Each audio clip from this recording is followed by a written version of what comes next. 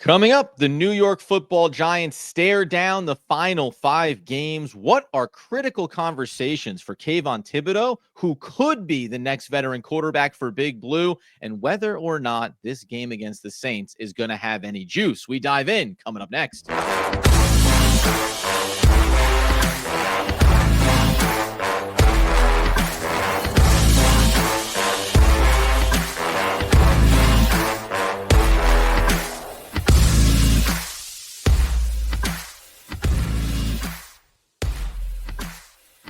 Yes, my friends, it's OGP, the One Giant Podcast, where you know that we are your host. Over here, Adam Armbrecht, over there, Andrew Makowitz. We're healthy, we're wealthy, we're wise. We're talking about the home stretch of what has been, unfortunately, another brutal season for the New York Football Giants. Some key conversations to have, though. Andy, how are we, sir, on a Wednesday?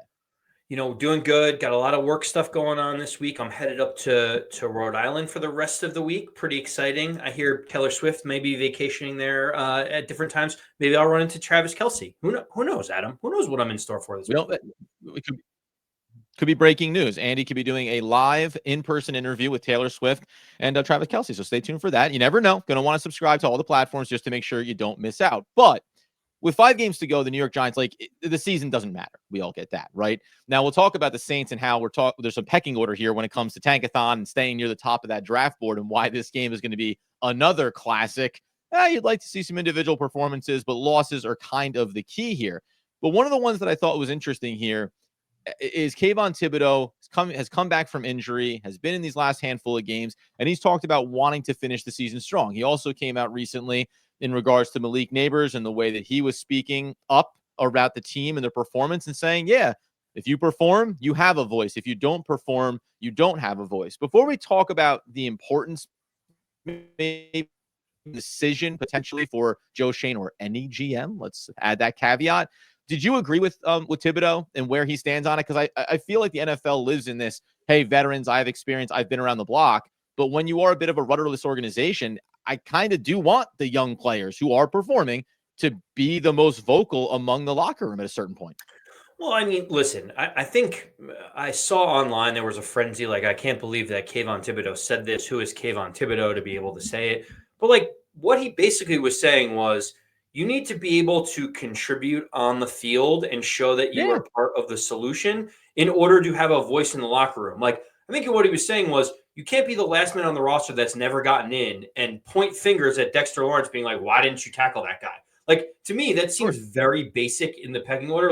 Adam, I know you cover the Nets. It's the same thing. The last guy that's on a 10-day contract isn't going to turn around to Cam Thomas and be like, why did you take that shot? There has to be a pecking order in all of these teams. And usually the pecking order is experience or what you've been able to do for this team or in this league and what accolades you've been able to get. So for me, I have no problem with what Kayvon Thibodeaux said. The bigger problem is that there isn't enough veteran leadership in the room to be able to pull Malik Neighbors aside and be like, right, hey, buddy, maybe there's other people that should be voicing that other than a guy that's played 8 games so far in a season, basically. So for me, it's more that the Giants are dysfunctional and Malik Neighbors has the ability to speak up. This wouldn't happen in other well-established locker rooms, at least in my opinion. But you never know, Adam, right? Could it just be that the Giants stink and they're 2-9, and that's the reason why everyone's speaking up? Doesn't this happen with bad teams? Of course, and it also happens from a young players come into a new roster and come into the NFL for the first time, and he's looking around and being like, God, I hate the fact that this team sucks, and I want it to be better. There is complacency, I think, that gets bred, or if Dexter Lawrence is also spoken up at times, and it's not a knock on him or Andrew Thomas or anyone, but guess what? When you get drafted into an organization that kind of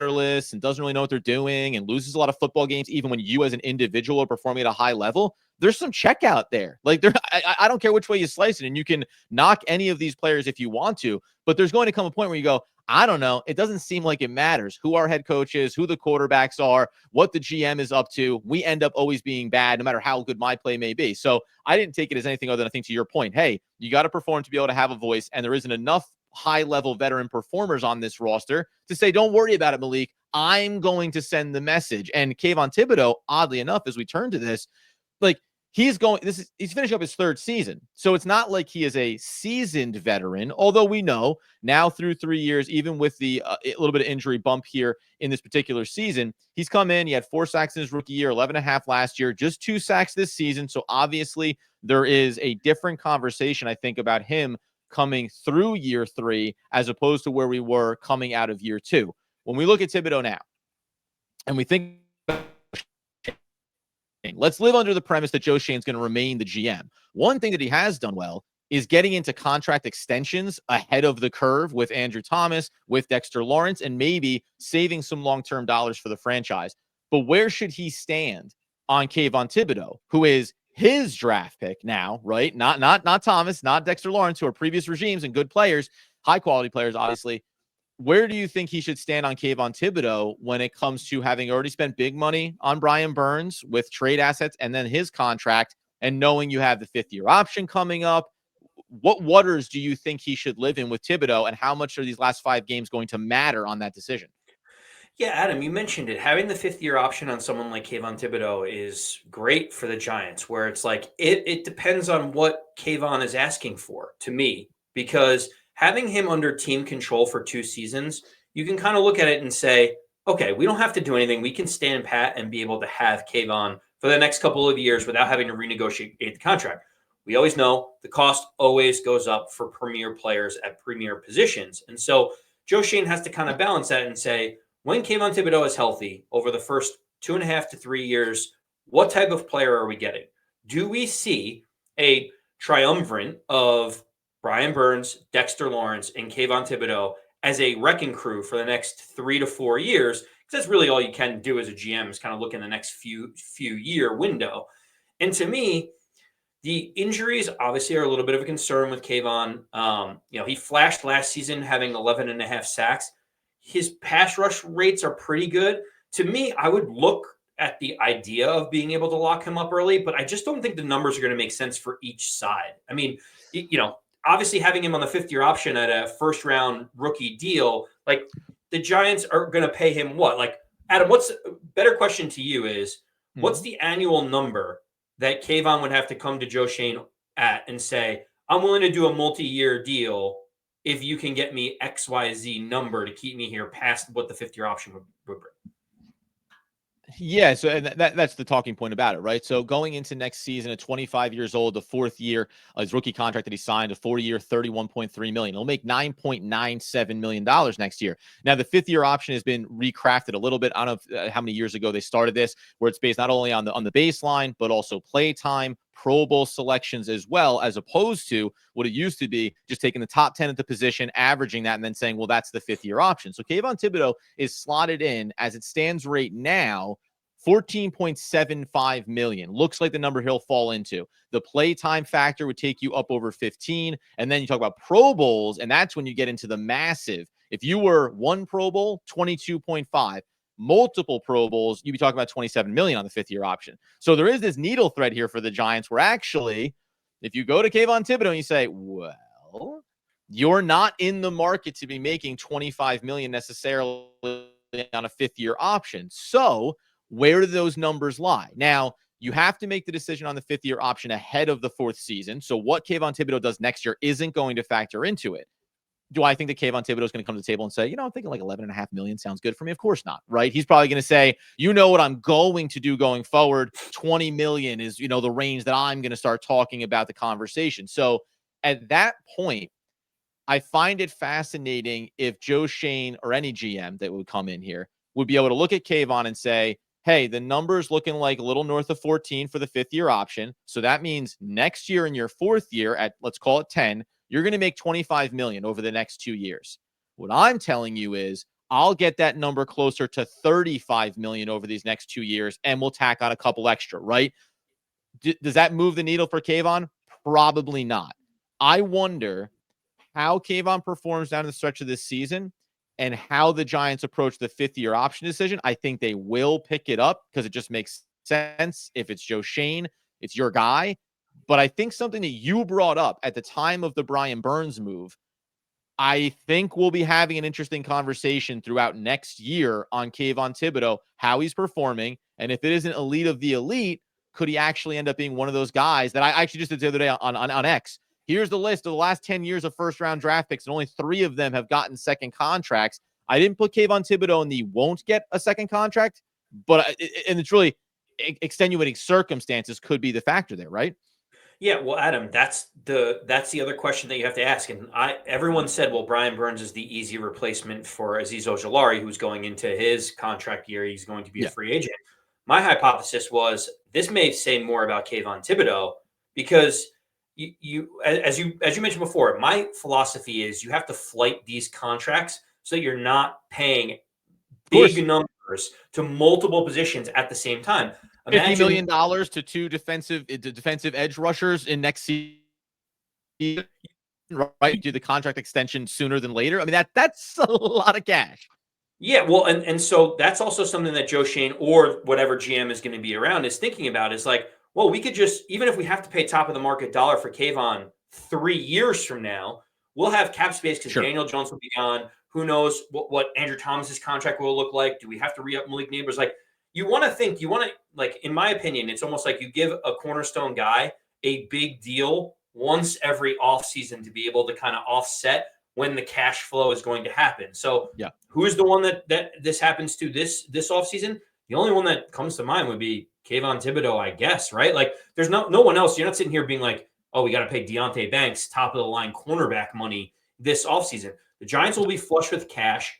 They're presumably either going to go with a rookie quarterback or a bridge quarterback. So it doesn't seem like they're going to be outlaying more than $15 million for some type of quarterback to be in the room. So they're going to be able to have some cash to move around. Why not lock up one of those guys like that? Maybe that's Joe Schoen's thinking is maybe we'll give him a little bit more upfront to guarantee 3 more years of Kayvon Thibodeaux as opposed to 2 and then having to pay the top of the line market. Yeah, 100%. So I would tend to lean in that direction. But, and again, the factor here of how does Kayvon look down the stretch? It's just 2 sacks. He's played in 7 games. By the end of this year, he'll have played in 12 if he stays fully healthy. Where is the impact play, right? And we've seen him be better as an overall edge rusher against the run as well, something we talked about early in his career. But this system where it was going to be, and maybe that goes up the chain of command to Shane Bowen, oh, it's going to be so great, just you wait with Brian Burns and it's all going to be excellent. Well, we didn't necessarily see that come to fruition on a game-over-game basis. And listen, that speaks more highly to where this team is and the coaching staff overall and how much better coaching can impact how these players look. So that'll be fun to watch over these last 5 games. There's certainly something there in terms of the conversation. Coming up next, though, there's something else to watch here. Down the stretch, 5 more games. How about a list of veteran quarterbacks that could be the bridge candidate for the New York Football Giants? Because nobody anticipates a guy like Tommy DeVito or Drew Lock being a part of the future here, short or long term. We'll get into that coming up here next. Okay, so 5 games to go. We'll probably maybe spotlight a specific game to watch over the weekend when it comes to other QBs around the league, and where it may factor in for the New York Football Giants. But I did find it interesting. There's a list of 6 bridge quarterbacks per SB Nation for the New York Football Giants. And there's a lot of there's a one that I think would just be a dream scenario from a coverage standpoint. And that's, of course, going to be Jameis Winston, the Cleveland Browns. Why? Because this guy is the most entertaining interview, conversation, podcast guest all across the board. But they also list Sam Darnold, Justin Fields, Jacoby Brissett, Andy's favorite. He's been his favorite for a number of seasons, Marcus Mariota, and then they even do put in something like a wild card when you talk about Kirk Cousins and what's going on there. Michael Penix Jr. is going to be the future, maybe sooner than later. Do any of those names, as far as the home stretch of this season, jump out to you as, like, give me your top 2? Who are the 2 guys off of that list, including Kirk Cousins wild card, which I think you and I would both push to the side here potentially, depending on price point. Maybe I'm wrong. And just say, oh, okay, these guys make a lot of sense if you're planning on drafting a rookie quarterback or if you're just thinking about getting through next season. Yeah, so Sam Darnold to me is the one that I rule out. I don't see the Giants. He doesn't want to come back to New York. Well, yeah, why would he want to come back to New York when he's gotten a really good thing going with the Minnesota Vikings? Everyone says, well, they drafted J.J. McCarthy, but I don't know, maybe Kevin O'Connell likes winning and likes a known commodity, and maybe they say, hey, we do have J.J. McCarthy on a rookie deal. Let's trade him and just sign Sam Darnold to $40 million a year. If you're going to make an investment in someone like Sam Darnold, it's not a bridge situation. He is your quarterback moving forward for the foreseeable future, the next 2 years, maybe 3. given his That's age and his a pretty good success so caveat far to this bring year. up. Yeah, good year for Sam Darnold in Minnesota. He's not going to the market, regardless of what the Giants want to do. Darnold's not going to the open market and saying, I'm looking to be a bridge quarterback again for 2 more years. He's going to want the payday that he's been, trying to build himself back up towards. That's a good enough reason there alone to move on from him. Yeah, and Kirk Cousins, you mentioned it before. His contract is a little bit of an albatross. He's getting older. It looks like he has no zip on the ball. I could only imagine him playing outdoors at MetLife in 20-degree weather with the swirling winds around the Meadowlands and being like, he can't throw the ball more than 20 miles an hour. Like that to me is a very big red flag. I'm gonna have a hot take here, Adam. Does it matter? Does it matter who the bridge quarterback's going to be? Like you mentioned, Jameis Winston is entertaining. You mentioned Jacoby Brissett like writing the shit. Like, what's the goal of next season? Is it to actually be competent and win football games? Is it to bottom out? Is it like what is the bridge quarterback's goal in all of this? I think would help inform like who I would want then. Well, and I think that's the conversation here, right? So it matters if Brian Daboll is going to be the head coach of this team next year, even if you're drafting a rookie QB or not, because if he's still here, then you're talking about year 4 and you're talking about like, you need to show that we talk about it all the time, right? The quarterback room was a problem, but now you've done this. So as the rookie quarterback develops that you draft, you don't have to worry about tanking for a quarterback in the following draft class. You need to prove that your offensive system works and makes sense. So at that point, I would say like that's where maybe the Darnold thing is interesting, but the longevity of that contract and the size of it's probably too much. The Jameis Winston angle, it's like, I don't know if that fits what Daboll would want, but it might make a lot of sense in terms of how expensive is Winston going to be, and can you trust him to elevate the quarterback play for the Giants? I think so. You like him better than any Giants quarterback that you've had on this roster. Players like Kirk Cousins isn't going to be a factor for me. I think the Jacoby Brissett one is like almost interesting, but I don't think he's good enough to bring him in and say, don't worry, he'll show how good the system could be. So in this list, at least, it's fascinating to me because just like with Darnold, I think Justin Fields, now he gets benched for Russell Wilson, everything that goes on there in Pittsburgh. But Justin Fields also feels like a guy that probably you're looking to invest a little bit longer term in, although I will acknowledge he's not going to cost you what Sam Darnold costs you on the open market. I think Justin Fields would be coming to the table and you'd be saying, okay, this is a guy that can win the job if he wants to. And I think that if I'm a new head coach for the Giants, maybe a new GM, I look at a guy like Justin Fields. If I'm not going quarterback next year, then I can look at Fields and say, if I want to play out a season, see if this guy has some juice, not be overly concerned about winning too many games, Fields might be the nice kind of in-between bridge quarterback that would make a lot of sense from a price and long-term, perspective. Yeah, everything makes sense about Justin Fields except the fact that he is Daniel Jones 2.0. Like if you're looking right, of course. If you're looking to make a change, the reason why Justin Fields isn't starting for Pittsburgh or Chicago is because he held the ball too long. He didn't see the field. He didn't go through his progressions. Doesn't that sound very similar to a guy that we just ran out of town? And so but they're like, wait, but he's athletic. He can use his legs. It's like we just saw how that works under Brian Daboll's system. To me, it doesn't make sense to bring Justin Fields in at all in this. I think to your point, Jameis Winston is the most interesting to me because like the investment isn't going to be there. At least you can see if the offense can stretch the field vertically. He may throw 2 pick sixes. He may throw for 500 yards, but you'll at least see the offense moving the ball down the field. Yeah. That's kind of like where I'm at is I want validity that it wasn't just Josh Allen that created all of this for Brian Daboll. Like Brian Daboll obviously coached him up and made him look to be the Josh Allen that we know. Chicken or the egg here, the old QB or coach, conversation here, right? Right, but couldn't it just be that Josh Allen got a year in the league and matured and like figured out how to play football? Because he looks even better now than he did when Brian Daboll was. Like he's not turning the ball over at all. He's making smart heads-up plays. He's doing more with less talent around him. So, Adam, I don't know if that's a hot take or not, but I'm kind of sitting here saying, Brian Daboll's one resurrection was like Josh Allen after he had like a 58% completion percentage. I don't want another one of those. I want a guy that can show that Daboll's offense can be successful if someone can stretch the ball vertically. And it's so again, it's funny too because I oddly enough didn't know but we both agree that like Jameis Winston might make a lot of sense because the volatility of his game could actually be a benefit for the team. You think about like Malik Neighbors, and you think about Theo Johnson, who's now going to injured reserve for the rest of the season, but will be back next year. Like, hey, showcase if 65% of the season you allow this team to be explosive and show off what the offense is capable of, whether or not you draft a rookie quarterback, you still know, okay, the table is set for this. The Justin Fields angle of it makes sense to me as well. The sample size probably too small. If he had played a little bit longer in Pittsburgh and the completion percentage stayed high as it did, it would be fascinating. But you're right. Like there is some need to prove nature to keeping Brian Daboll as the head coach and asking that question. Can you?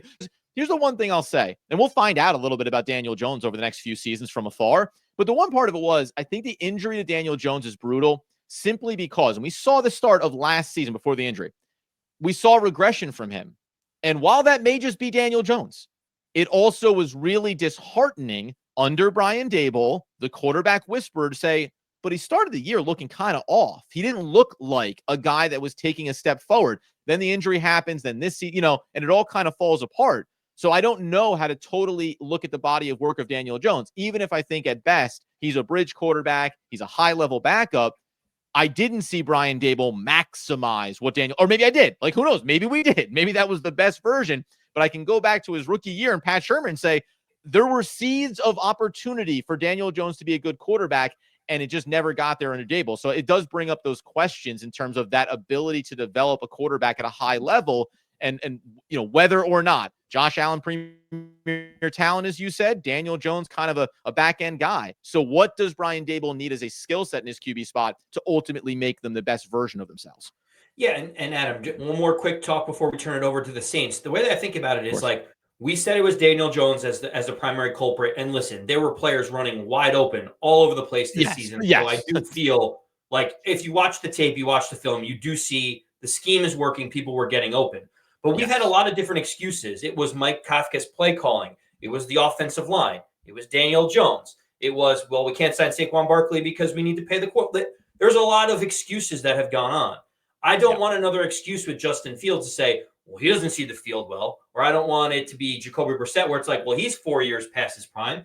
Give me a guy that can move the ball vertically, that can hit those open plays so that we can prove that with a young franchise-level quarterback, a little bit of seasoning, the Giants are on their way with someone like Brian Daboll.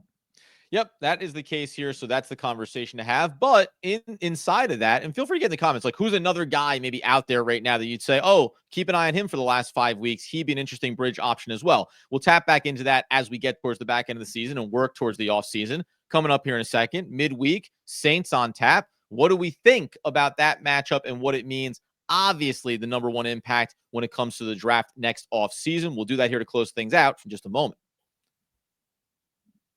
Reminder that as we close things out talking about the upcoming matchup with the Saints, today's episode is brought to you by Potential, Pietential.com. That's Potential.com. It is an opportunity for you to set a baseline for your well-being, have tools to improve yourself over time, and also track your progress. It's just a great way to check in. Maybe Brian Daboll wants to hop onto Potential and make sure he's keeping himself even keel, as he may find himself looking for an offensive coordinator job this offseason, depending on how things go. Saints on tap. There is the factor, and we'll talk about it on Friday, the impact on Brian Daboll and this regime and what it means for them. But just in the short-sightedness of it, the Giants are right now third overall in Tankathon with the draft coming up. Jacksonville, Las Vegas, New York Football Giants. The Saints are all the way down there at 10th, but they're 4-8. And if they were to lose this game and the Giants were to win this game, New England becomes a factor. Carolina, New York Jets, Tennessee Titans, Cleveland Browns all become a factor in it. And as we highlighted last week, the 538 strength of schedule for the Giants is a problem in all of this. Even the Saints, 495 strength of schedule for this season. So every time they lose a game, how are we going to split the hairs here, Donnie? It's always going to come down to strength of schedule.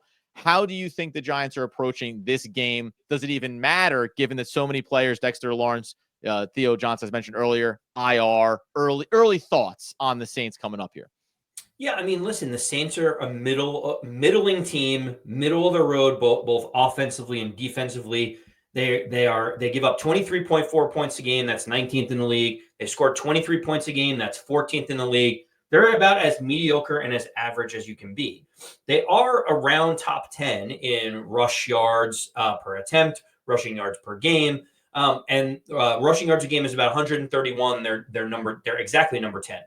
So the Giants have been awful against stopping the run. And so for me, I look at this like the Saints are a middling team that have one more win basically than the Giants, essentially, I think. And the Giants are 4-point underdogs at home against a team like the Saints, against Derek Carr, against Alvin Kamara. To me, Adam, I just look at this and say, without Dexter Lawrence, how is this team going to stop Alvin Kamara? How on earth are they going to figure out a way to weren't stopping the run very well with them. Like, let's just be clear, right? Like, weren't doing a great job against the run overall this season, even when they had some of their best players across that front. Right. So is it Nunez Roche? Is it like who's going to step in? Jordan Riley, is he going to be activated? Like at some point we got to figure out like who's going to be across this defensive front. But to me, that's where this game starts and ends, to be honest with you, is if the Giants can't stop the run, it's going to be a 20-point blowout. If the Giants can stop the run, I still don't know if they're going to win because they don't have enough talent on offense to be able to move the ball consistently. So for me, I don't know if you feel the same. Does the outcome matter? Does the way that the Giants play matter? Do you want to see them win this game? Do you want to see them show fight? Like, where are you at in terms of what you want to see in this matchup? Yeah, mostly, and we'll get a little bit deeper on it on Friday. There's individual performances you can like. Unfortunately, they broke me. The franchise has broken me at this point, and I don't really have an investment on, if the team does X or if individual players do Y, then it feels like it was worth the game. It was worth the reps. And at this point, coming off these recent strings for the Giants, even the Thanksgiving Day game, we all understand some late scores. It doesn't feel like a one-score game as the final would tell you.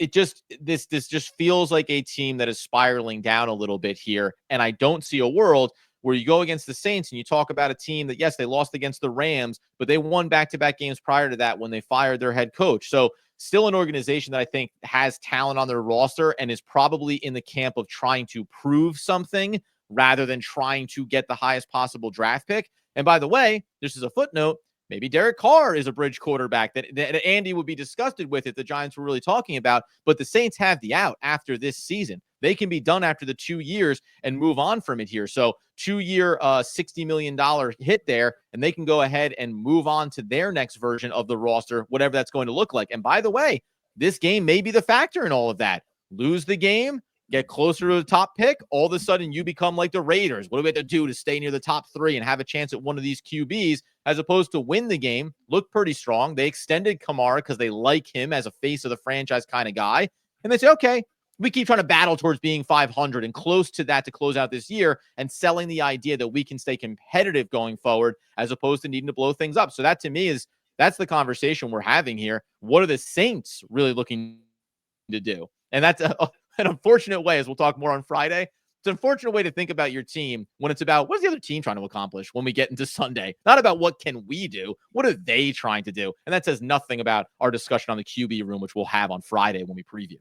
Yeah, Adam, at the end of the day, I keep going back the same way that you do. I'm like, what? Like the Giants want to lose these games, and the Giants, like you can't tell the players to lose the games. They're going to play hard, but the Giants don't have as much talent as currently constructed with all their injuries as the Saints do, even if the Saints are a middling 500 team in all advanced stats and metrics. But if the Saints are sitting here saying, hey, the division's still up for grabs, like the Bucks aren't that good and the Falcons are struggling and they may like maybe they're like, hey, this is our last swan song. We're in an interim coach that wants to keep his job. Derek Carr would like another job for another year. Alvin Kamara might be released due to cap restructuring. So to your point, like they are still going to try to win this game. There is not a question in my mind about the Saints. For the Giants, I don't know if that's the primary goal in this game. And so for me, I'm already thinking about what that's going to look like on the field come Sunday when the Giants are sitting out there just trying to be competitive or just trying to like get some guys reps. Like I'm very curious to see what that's going to look like. 100%. And it's not unlike the Vegas Raiders a year ago, interim head coach Antonio Pierce, right? Hey, let's rally around him. We want him to get the job for next season. So you still have something that you're really playing into. Maybe it's about playing for Brian Daboll's job if you are these players and trying to prove that you want him to be here long-term as this rebuild, whatever version of it is, 9.0 continues for the New York Giants football team.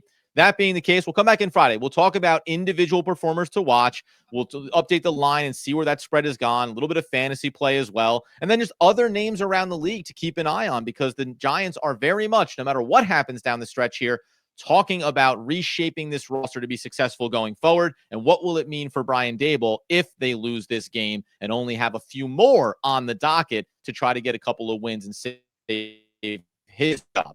You get us over on YouTube at One Giant Podcast. You get us over on X at Adam Armbrecht, at AMAC214, and at One Giant Podcast, and on your podcast feed, wherever you get those needs fulfilled. But until the next time, until the best times, as Andrew Mackowitz would want, need, and nay, demand that people know. As always, let's go Big Blue.